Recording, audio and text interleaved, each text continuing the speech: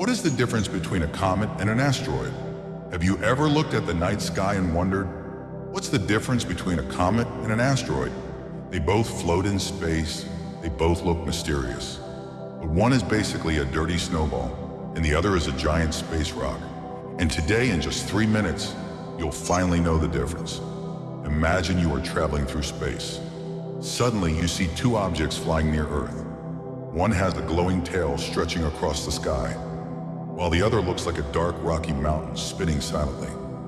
These are a comet and an asteroid, but they are not the same thing. A comet is made mostly of ice, dust, and frozen gases. You can think of it like a giant, dirty snowball in space.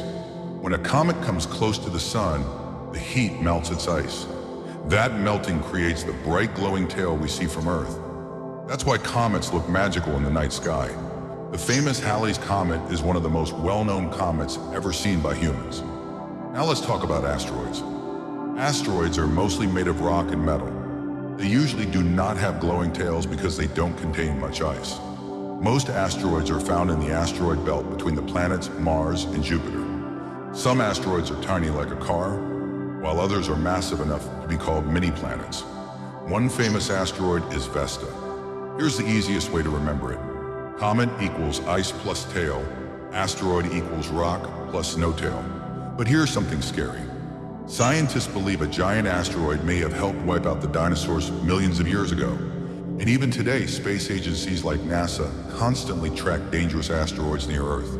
So next time you see a bright object in the sky, ask yourself, is it an icy comet with a glowing tail, or a silent asteroid made of rock? If you love amazing space facts like this, then subscribe now because the universe is full of mysteries waiting to be discovered.